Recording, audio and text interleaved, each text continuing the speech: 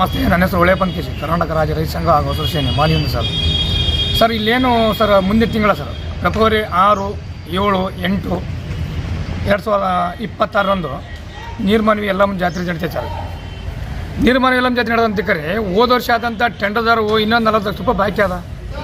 ಇವರು ತಹಸೀಲ್ದಾರರು ಏನು ಮಾಡ್ಕೊಚಾರ, RI ಏನು ಮಾಡ್ಕೊಚಾರ, ಮತ್ತು ಆಮೇಲೆ ಇಲ್ಲಿರುವಂಥ ಜಿಲ್ಲಾಡಳಿತ ಸಂಪೂರ್ಣವಾಗಿ ಇದರಲ್ಲಿ ವಿಫಲವಾಗಿದೆ ಅಂತ ನಮಗೆ ಮೇಲೋಟ ಕಂಡು ಬರ್ತದೆ ಸರ್. ನೋಡಿ ಸ್ವಾಮಿ, ಅವ್ರಿಗೆ ಆದಂಥ ಟೆಂಡರ್ದಾರನ್ನ ಅವ್ರಿಗೆ ಕೊಟ್ಟಿಲ್ಲ ಅಂತ ಅವ್ರ ಮ್ಯಾಗ ಕ್ರಿಮಿನಲ್ ಕೇಸ್ ಹಾಕ್ರಿ, ಕೋರ್ಟಿಗೆ ಹೋಗ್ರಿ. ಏನಪ್ಪ ಅದು ನೋಡಿರಿ ಸರ್, ಇಲ್ಲಿರುವಂಥ ತಾಲೂಕು ದಂಡಾಧಿಕಾರಿಗಳೇ ಭೀಮರಾಯ ರಾಮಚಂದ್ರ ಅವರೇ, ನೀವೇ ಮಾಡ್ತೀವಿ ಸರ್ ನೀವು. ಅವ್ರು ಯಾಕ್ರಿ ಕ್ರಿಮಿನಲ್ ಕೇಸ್ ಮಾಡಿ ಅವ್ರು ಒಳಗೆ ಹಾಕ್ರಿ. 1 ರೂಪಾಯಿ 2 ರೂಪಾಯಿ ನೋಡ್ರಿ, ನೀರ್ಮಾನವಿ ಜಾತ್ರೆ ಅಭಿವೃದ್ಧಿ ಇಲ್ಲ. ಈಗ ಕಾಯಿ ಟೆಂಡರ್ ಆಗುತ್ತಾ, ಅದು ಮಳಿಗೆಗಳು ಟೆಂಡರ್ ಆಗ್ತಾ, ಮತ್ತು ಆಮೇಲೆ ಮಂಗಳಾರತಿ ಟೆಂಡರ್ ಆಗ್ತಾನಪ್ಪ ಅದು. ಅಲ್ಲಿ ಬರುವಂಥ ಇಲ್ಲಿ ನೋಡ್ರಿ ಜಾಗ ಟೆಂಡರ್ ಆಗ್ತಾನಪ್ಪಂಗ. ಇಲ್ಲಿರುವಂಥ ರೈತರು ಏನು ಮಾಡ್ಕೊತಾರೆ ಈಗ ಅಂದ್ರೆ, ಈಗ ಅಧಿಕಾರಿಗಳು ಏನು ಮಾಡ್ತಾರೆ ಅಂದರೆ ಸಂಪೂರ್ಣವಾಗಿ ಇದರಲ್ಲಿ ವಿಫಲರಾಗಿದ್ದಾರೆ. ಅಂದ್ರೆ ನೋಡಿರಿ 40 ಲಕ್ಷ ರೂಪಾಯಿ ಕೊಡಬೇಕು.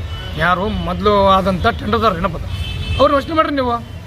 ಮಾಡಲಾರ್ದ ಏಕೆ ಮತ್ತು ನಿನ್ನೆ ಮೊನ್ನೆ ಟೆಂಡರ್ ಕಟ್ಟಿದ್ರೆ ಏನಪ್ಪದು, ಮತ್ತೆ ಮಾಡಿರಿ ಟೆಂಡರ್ ಏನಪ್ಪದು. ಇದು ನೋಡಿರಿ, ನೀರ್ಮಾನವಿ ಉಂಡೆನ ಕೊಳ್ಳೆ ಬಿಡುವಂಥ ಕ್ರಿಮಿನಲ್ಗಳನ್ನೇ ಅವ್ರ ಮೇಲೆ ಕೇಸ್ ಹಾಕ್ರಿ. ಇದ್ರಿಗೆ ನಿಮ್ಗೇನು ಟೆಂಡರ್ದಾರ ಕಡೆ ನಿಮ್ಗೇನು ಪರಿಣತಿ ಸಿಗುತ್ತಾ ನೋಡಿರಿ. ಇಲ್ಲಿರುವಂಥ ಜಿಲ್ಲಾಧಿಕಾರಿಗಳಿಗೆ ನಾವು ಹೇಳೋದು ಏನಂದರೆ, ಇಲ್ಲಿರುವಂಥ ತಳಗಳಿತ ಸಂಪೂರ್ಣವಾಗಿ ವಿಫಲ ಆಗೈತೆ. ಯಾರು ಭೀಮರಾಯ ರಾಮಚಂದ್ರ ಅವರು ಇದನ್ನು ಎಲ್ಲ ರಿಕವರಿ ಮಾಡಬೇಕು. ಮಾಡಲಿ ಅಂತಕ್ಕೆ ಅವ್ರ ಮ್ಯಾಗ ಒಂದು ಕೇಸ್ ಹಾಕುವಂಥ ಈ ನಾವು ಪತ್ರಿಕೆ ಮುಖಾಂತರ ನಾವು ಹೇಳಿಕೆಯನ್ನು ನೀಡ್ತೇವೆ. ಅಲ್ಲ ಸರ್, ಈಗ ನೀರ್ಮಾನವಿ ಜಾತ್ರೆ ನಡೆಯುತ್ತೆ, ಅಲ್ಲಿ ಸೌಲಭ್ಯಗಳಿಲ್ಲ. ಅಂದರೆ ಕಳೆದ ವರ್ಷ ಮತ್ತು ಹಚ್ಚ ವರ್ಷ ಅಂದರೆ ವರ್ಷವಾರು ಟೆಂಡರ್ ಪಡೆದವರು ಇದುವರೆಗಾಯಿತು ಕೂಡ ಸರ್ಕಾರಕ್ಕೆ ಒಂದು ರೀತಿಯಲ್ಲಿ ಎಷ್ಟು ಟೆಂಡರ್ ಪಡೆದೋದಕ್ಕೆ ಸಂದಾಯ ಮಾಡಬೇಕು. ಆ ಸಂದಾಯ ಮಾಡಿಲ್ಲ. ಒಂದು ರೀತಿಯಲ್ಲಿ ಈ ರೀತಿಯು ಸರ್ಕಾರಕ್ಕೆ ವಂಚನೆ ಮಾಡ್ತಾರೆ. ಇದಕ್ಕೆಲ್ಲ ಯಾರು ಸರ್ ಕಾರಣ? ಇದಕ್ಕೆಲ್ಲ ಸಂಪೂರ್ಣವಾಗಿ ಇಲ್ಲಿರುವಂಥ ತಹಸೀಲ್ದಾರ್ ನೋಡ್ರೆ ಮೇನ ಈಗ ಹೊಣೆಗಾರರು. ಯಾಕಂದರೆ ಅವ್ರು ವಸ್ತು ಮಾಡೋಂಥ ಕರ್ತವ್ಯ ಅವ್ರದ್ದು. ಅವರು ನೀರ್ಮಾನವಿ ದತ್ತಿ ಧಾರ್ಮಿಕ ಇಲಾಖೆಗೆಲ್ಲ ಅವರೇ ಅಧ್ಯಕ್ಷರು, ಆಡಳಿತ ಅಧಿಕಾರಿಗಳು ಅವರೇ ಅಧ್ಯಕ್ಷರು, ಅವರೇ ಏನಪ್ಪ ಅವ್ರು ವಸ್ತು ಮಾಡೋಂಥ ಅವ್ರಿಗೆ ಪವರ್ ಅದ ಮಾಡ್ಬೇಕಾಯ್ತು. ಮತ್ತೆ ಯಾಕೆ ಸರ್ ಇಷ್ಟು ಅವ್ರಿಗೆ ಏನು ಗೊತ್ತು ನೋಡ್ರಿ, ಈಗ ಸಂಪೂರ್ಣವಾಗಿ ಅದಕ್ಕೆ ಅವ್ರಿಗೆ ಏನು ಮೇಜ್ ಮಾಡಿರುತ್ತೆ ಏನು ಗೊತ್ತಿಲ್ಲ. ಅಮೌಂಟ್ ಬಿಟ್ಟಿರುತ್ತೆ ಏನಪ್ಪದು, ಅವ್ರು ಕೊಟ್ಟಿರಲ್ಲ ಅಮೌಂಟು. ಬಟ್ ಏನು ಅವ್ರಿಗೆ ಒಳಗೆ ಸೆಟಲ್ಮೆಂಟ್ ಹಾಕಿ ಮತ್ತೆ ಆಮೇಲೆ ದಿಕ್ತಪ್ಪ ಅಂತ ಕೆಲಸ ಏನಪ್ಪ ಅಂದ್ರೆ ಒಂದು ರೀತಿ ಸರ್ಕಾರದ ಅಧಿಕಾರಿಗಳೊಂದು ಸರ್ಕಾರಕ್ಕೆ ಮೋಸ ಮಾಡ್ತಾರೆ. ಮೋಸ ಮಾಡ್ತಿದ್ದಾರೆ ಸರ್. ಸರ್ ಇಲ್ಲಿ ಲಕ್ಷಾನುಗಟ್ಟಲೆ ನೀರ್ಮಾನವಿ ಬೆದರಿಗೆ ಭಕ್ತರು ಬರ್ತಾರೆ, ಮಹಿಳೆಯರು ಬರ್ತಾರೆ. ಅಲ್ಲಿ ಕುಡಿಯೋಕೆ ನೀರು ಸಿಗಲ್ಲ ಸರ್. ಮಕ್ಕ ಈಗ ನೀರು ಸಿಗಲ್ಲ. ಅಲ್ಲಿ ಸಂಪೂರ್ಣವಾಗಿ ತಾಲೂಕು ಅಲ್ಲಿ ಸಂಪೂರ್ಣವಾಗಿ ವಿಫಲವಾಯ್ತು ಏನಪ್ಪ. ಹಾಗಾಗಿ ನಾವು ಈ ಪತ್ರಿಕೆ ಮುಖಾಂತರ ನಾವು ಹೇಳಿಕೆಯನ್ನು ನೀಡ್ತೇವೆ ಏನಪ್ಪ. ಏನು ಮುಂದಿನ ತಿಂಗಳ 6, 7, 8ಕ್ಕೆ ಶ್ರೀ ಯಲ್ಲಮ್ಮ ದೇವಿ ಜಾತ್ರೆ ಮಹೋತ್ಸವ ಜಾತ್ರೆ ಇರೋದರಿಂದ ಏನು ಲಕ್ಷಾಂತರ ಭಕ್ತರು ಈ ಜಿಲ್ಲೆಯ ಈ ತಾಲೂಕಿಗೆ ಆ ಜಾತ್ರೆಯ ತಾಯಿಯ ಆಶೀರ್ವಾದ ಪಡೋದಕ್ಕೆ ಎಲ್ಲರೂ ಆಗಮಿಸ್ತಾ ಇದ್ದಾರೆ. ಆದರೆ ಇಲ್ಲಿರ್ತಕ್ಕಂಥ ತಾಲೂಕು ಆಡಳಿತ ಮಾನ್ಯ ತಹಸೀಲ್ದಾರರು ಏನು ಇಲ್ಲಿ ಬರುವಂಥ ಭಕ್ತರಿಗೆ ಯಾವುದೇ ರೀತಿಯಿಂದ ಸೌಕರ್ಯ ಇಲ್ಲ, ನೀರಿನ ಸೌಕರ್ಯ ಇಲ್ಲ. ಈಗಾಗಲೇ ಆ ನೀರು ಬಿಡುವುದಕ್ಕೆ ವ್ಯವಸ್ಥೆ ಮಾಡಬೇಕಾಗಿತ್ತು. ಆ ಕಾಲುವೆಯಲ್ಲಿ ನೀರು ಬಿಟ್ಟಿಲ್ಲ, ಬಿಡುವಂಥ ವ್ಯವಸ್ಥೆ ಮಾಡಬೇಕು. 1 ವಾರ ಮುಂಚಿತವಾಗಿ ನೀರನ್ನು ಕಾಲುವೆಗೆ ಹರಿಸ್ಬೇಕು. ಅದೇ ರೀತಿಯಾಗಿ ಟೆಂಡ್ರ್ ತೊಗೊಂಡವರು ಯಾವ ರೀತಿಯ ಅವರು ಕೆಲಸಗಳನ್ನು ಮಾಡ್ತಾರೆ ಅನ್ನೋದು ನಮಗೆ ಭಕ್ತರಿಗೆ ತಿಳಿದಂಗಾಗಿದೆ. ಯಾಕಂದರೆ ಟೆಂಡ್ರ್ ತೊಗೊಂಡು ಸರ್ಕಾರಕ್ಕೆ ತೆರಿಗೆ ಕಟ್ಟಲಾರದೆ ವಂಚಿಸಿ ಏನು ಸರ್ಕಾರಕ್ಕೂ ಇಲ್ಲ, ಅಲ್ಲಿರ್ತಕ್ಕಂಥ ಸೌಕರ್ಯಗಳು ಇಲ್ಲ ಅಂತಂದಮೇಲೆ ಸರ್ ಏನೋ 40 ಲಕ್ಷ ಬಾಕಿ ಆದಂಥ 40 ಲಕ್ಷ ಬಾಕಿ ಸರ್ಕಾರಕ್ಕೆ ಬರ್ತಕ್ಕಂಥ ತೆರಿಗೆ ಎಲ್ಲಿ ಹೋಗಿತ್ತು, ಅಲ್ಲಿ ಏನು ನಡೀತಾ ಇದೆ ಇಲ್ಲಿ ಎಲ್ಲ ಏನು ತೆರಿಗೆ ಸರ್ಕಾರದ ಹಣನೂ ಲೂಟಿ ಹೋಗಿ ಅಲ್ಲಿರ್ತಕ್ಕಂಥ ಭಕ್ತರಿಗೆ ಯಾವುದೇ ರೀತಿಯಿಂದ ಸೌಲಭ್ಯ ಇಲ್ಲ. ಅಲ್ಲಿ ಲಕ್ಷಾಂತರ ಗಟ್ಟಲೆ ಈ ತಾಲೂಕಿಗೆ ಹೆಮ್ಮೆ ಪಡುವಂಥ ಶ್ರೀ ಯಲ್ಲಮ್ಮ ದೇವಿ ಜಾತ್ರೆಯ ಮಹೋತ್ಸವಕ್ಕೆ ಏನು ಇಂಥ ದೇವರುಗಳ ನಮ್ಮ ಆರಾಧ್ಯ ದೇವರುಗಳ ಹೆಸರಲ್ಲಿ ಏನಂಥ ದೇವಸ್ಥಾನಕ್ಕೆ ಇವರು ಯಾವ ರೀತಿ ದಂಡಾಧಿಕಾರಿಗಳು ತಹಸೀಲ್ದಾರರಾದಂಥ ಇವರು ಯಾವ ರೀತಿ ಸೌಕರ್ಯಗಳನ್ನು ಒದಗಿಸ್ತಾರೆ ಅನ್ನೋದು ನಮ್ಗೆ ಯಕ್ಷ ಪ್ರಶ್ನೆ ಆಗಿದೆ.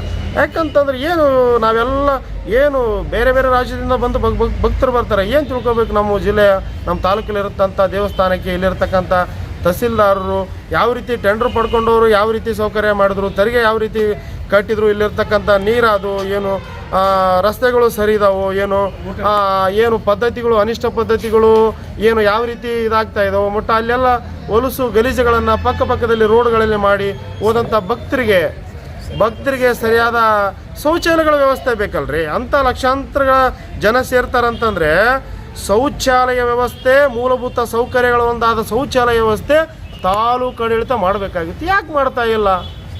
ಏನು ಸಂಪೂರ್ಣ ತಾಲೂಕು ಆಡಳಿತ ಈ ಜಾತ್ರೆಯ ನಾವೆಲ್ಲ ಈ ಜಿಲ್ಲೆಯಲ್ಲಿ ಹುಟ್ಟಿದಂಥವರು ತಾಲೂಕಲ್ಲಿ ಹುಟ್ಟಿದಂಥವರು ಧನ್ಯರಾಗಿದ್ದೀವಿ ಅಂತ ತಿಳ್ಕೊಂಡಿದ್ದೀವಿ. ಆದರೆ ಇಲ್ಲಿರ್ತಕ್ಕಂಥ ತಾಲೂಕು ಆಡಳಿತ ಈ ಜಾತ್ರೆಯ ಬಗ್ಗೆ, ಶ್ರೀ ಯಲ್ಲಮ್ಮ ದೇವಿಯ ಜಾತ್ರೆಯ ಬಗ್ಗೆ ಯಾಕೆ ಅಸಡ್ಡೆ ತೋರ್ತಾ ಇದೆ? ಇಲ್ಲಿರ್ತಕ್ಕಂಥ ಯಾಕೆ ಟೆಂಡರ್ ಏನು ಪಡೆದಂಥವ್ರಿಗೆ ಯಾಕೆ ಸರ್ಕಾರಕ್ಕೆ ಕೊಡ್ತಾ ಇಲ್ಲ? ಇದೆಲ್ಲ ಯಕ್ಷಣ ಪ್ರಶ್ನೆ ಇದೆ. ಈ ರೀತಿ ಆದರೆ ಇಲ್ಲಿ ತಾಲೂಕಿನಂಥ ಶ್ರೀ ಯಲ್ಲಮ್ಮ ದೇವಿ ಜಾತ್ರೆಗೆ ಬರೋಂಥ ಭಕ್ತರಿಗೆ ಅನಾನುಕೂಲ ಆಗ್ತದೆ. ಹಾಗಾಗಿ ಪತ್ರಿಕಾಗೋಷ್ಠಿ ಮುಖಾಂತರ ಏನು ಮಾನ್ಯ ತಹಸೀಲ್ದಾರ್ ಅಂತ ರಾಮ್ ಸಮುದ್ರ ಅವರಿಗೆ ಕೇಳ್ಕೊಳ್ತಾ ಇದ್ದೀವಿ, ಈಗಲಾದರೂ ಎಚ್ಚೆತ್ಕೊಂಡು ಏನು ಟೆಂಡರ್ ಪಡೆದವ್ರಿಗೆ ಏನು ಅದು ಸರ್ಕಾರಕ್ಕೆ ತೆರಿಗೆ ಕೊಡಿಸ್ಕೊಂಡು ಏನು ಬರ್ತಕ್ಕಂಥ ಕಾಲುವೆಯಲ್ಲಿ ನೀರಾಗಿರ್ಬೋದು, ಇನ್ನು ವ್ಯವಸ್ಥೆ ಶೌಚಾಲಯ ವ್ಯವಸ್ಥೆ ಆಗಿರ್ಬೋದು, ಎಲ್ಲ ವ್ಯವಸ್ಥೆಗಳನ್ನು ಮಾಡಿಕೊಡ್ಬೇಕು. ಮಾಡದೇ ಹೋದರೆ ನಮ್ಮ ಭಕ್ತರು ಎಲ್ಲರೂ ಒಂದು ಪ್ರತಿಭಟನೆ ಮುಖಾಂತರ ತಮಗೆ ಎಚ್ಚರಿಕೆ ವಹಿಸಬೇಕಾಗುತ್ತೆ ಅಂತೇಳಿ ಈ ಮೂಲಕ ತಿಳಿಸ್ತಾರೆ.